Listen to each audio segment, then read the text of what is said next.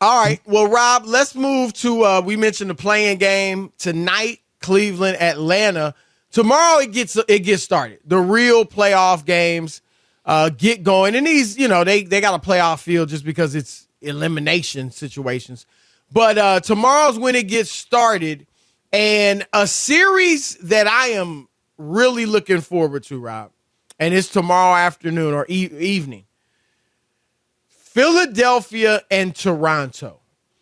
Now, Philadelphia, the fourth seed, two superstars. Rob, one of the few. I mean, there's only a few teams now with two bona fide superstars, right? Right. The Nets. It's not the same. Sixers, right. Yep. right. The Lakers, but they were hurt and they're eliminated. It's just, Dallas is one. Denver right now is one. The Clippers guys are hurt. Phoenix has some, but Chris Paul's older and Ayton's not quite a star, certainly not a superstar. They got Devin Booker, and Chris Paul stature-wise. But bottom line is not a lot of teams have that. And Embiid is in the MVP race, and Harden is a legend. Rob, Toronto's beat them 3 out of 4 times, including twice with James Harden, in the last couple months since he's been there. Harden said he isn't feeling any pressure whatsoever. And look, maybe he's not. Saw Brian Windhorst talking about he believes Harden because Harden has gotten away with everything he's done.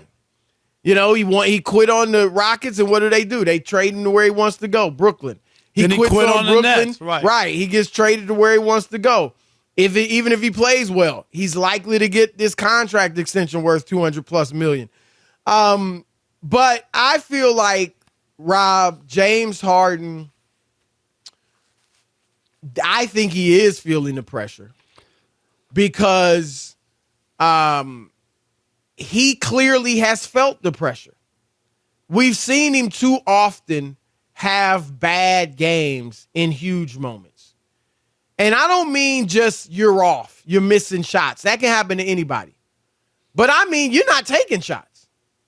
You're 2 for 10. And you're the man. You average 30 for us and you're only taking 10 shots. Right. That ain't getting it done. That ain't going to get it done. That's melting.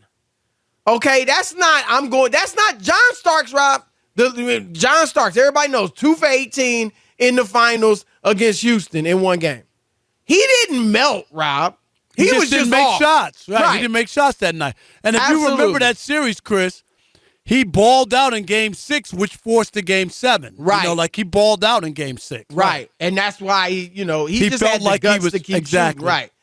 And I can live with that. What's tougher to live with is a guy losing his confidence, freezing up, and just the moment being too big. And we've seen that with Harden, whether it's not shooting a lot, giving up the ball too quickly, or turning it over a disastrous amount of times.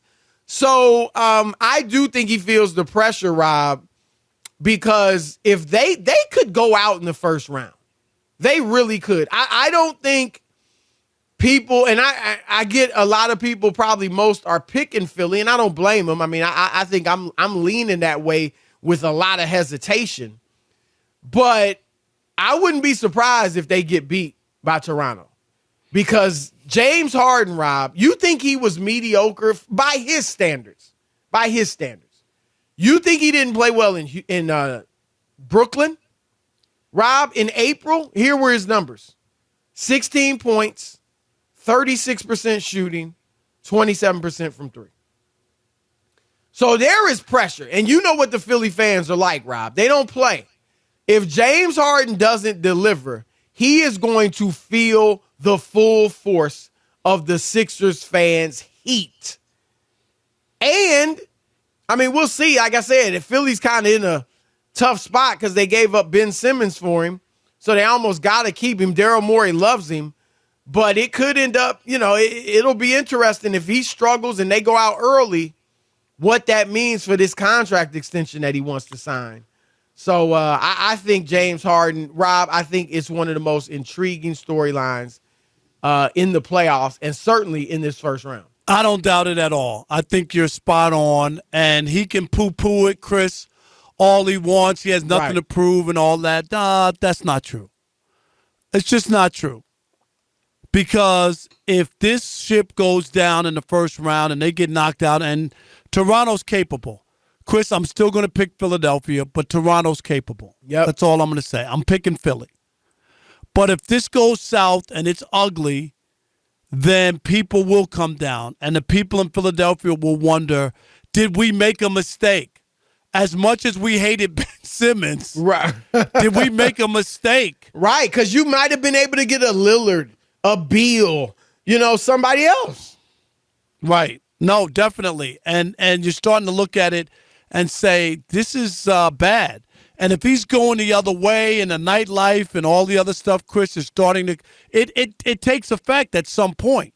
Right. Right? You're young. You get away with it. You get away with it. You could do – God knows. When I was a young sports writer traveling the country, Chris, I was indestructible. I could do anything. And now, man, I'm falling asleep with the TV on. and cookies on my chest. You know what I'm saying? Because I can't stay up. That's a bad picture right there. No, right. With cookies on my chest and falling asleep. Looking for my glasses and they're on the top of my head. You know what I'm saying? Like, it's a bad life when you get older. Trust me. No, I hear you. But you're right, Rob. And here's the thing. James Harden will be 33 in August. And he has played 15 years, I believe. He's in his 13th year. So next year will be his 14th year. That's a full career. So if he does start decline, he has declined this year. I think a lot of people are wondering, is this the beginning of the end for James Harden, or is this just a bad year? Well, you said it earlier this year, Chris. I mean, you called it out that you weren't happy, even though he had numbers a lot of people would love to have, and he's going to make, he's an all-star, whatever. You said the numbers, like, you just didn't like what you were seeing from him. Right. That it didn't look right to you. And I remember you were almost had a glimpse. You second-guessed yourself for 5 minutes. Oh, about the Nets? Yeah, no. About the 5 games with Philly. At the start in Philly. Yes. Because you didn't think it was going to work, and you questioned it. And then they had 5 unbelievable games. And you had an ounce of doubt. Maybe I was wrong. I was thinking this, right? I did. You're right. Because it looked like, okay, he just wasn't engaged in Brooklyn. With the Nets, right. Now he's back. Right. Now he's back to what you saw earlier is what I'm saying. And we were all fooled for 5 minutes. If you remember, what was the big story somebody wrote or something about the two of them and the best duo, and I can't remember after 5 games. Yeah, somebody I think compared them to Shaq and Kobe. Kobe, right? I can't remember who it was. Yeah, it was something like that after those 5 games. Right, and not anymore. And Rob, what did it was the Brooklyn game. Yep, and that's when Kyrie went there, and he D'd up on him, right? And Rob, that's what. And I've been I voted for him in 2015. You're not an anti-Harden guy. Right. Like, I thought he should have won it the year Steph won his first one. I've called him one of the few players who's ever been all-time elite at scoring and playmaking. Like, he's awesome. But, Rob, if they go out again and he plays poorly and they go out prematurely, the only conclusion to come to is that he's just one of those guys that just wants to go hoop, have fun, make his money, kick it, live the life. But, Rob, you know this. To win in the NBA, a grueling 7-game series, 4 times, 4 grueling 7-game series, it is hard. Rob, I've had, whether it was while I played in high school or college, or even just some rec leagues I've been in and stuff, I've been in grueling games, and I've thought, my goodness, to play if to play that game 7 times in a row, right. I mean, I don't think we understand how tough that is. It's not just 7 games in 2 weeks. It's 7 games against the same team, and you know each other's tendencies. Like, it is grueling, not just physically, but mentally and emotionally. And, Rob, I would have to conclude Harden doesn't want to go there. He doesn't want to go to that level. He doesn't want to push to that, when it's hard, when it's difficult, when you don't feel like going there. He just wants to go, have fun, play ball, shoot the J, make some nice passes. He don't want to get in that, like, that slugfest. You know what I mean? That's what it looks like right now for him.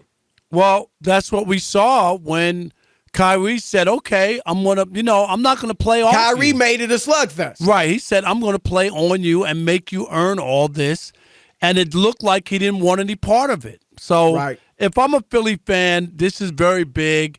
It's not going to stop him from getting, Chris, the extension. No matter what Probably happens. won't. And that'll because be a mistake. They're over a barrel, though. Right. They gave up a lot. They can't tell the guy to bounce. They just can't. Because if he's bouncing, Daryl Morey got to bounce too. Seriously. Yeah, they would. I mean, look, would it be tempting to say, okay, can Tyrese Maxey be our second star to Embiid? We know Tobias can be a third guy. And maybe can we trade Harden for, some good. I mean, that would be I would have to explore that, Rob. If they fizzle, I would explore it. But you are right. It's a tough situation for them. And I do think most likely, no matter what happens, he's going to get that extension. And people are saying, well, it doesn't have to be a max. I don't know. I think it might have to. Just because, would somebody else give it to him? All his issues, all his flaws, would somebody else give it to him? All right.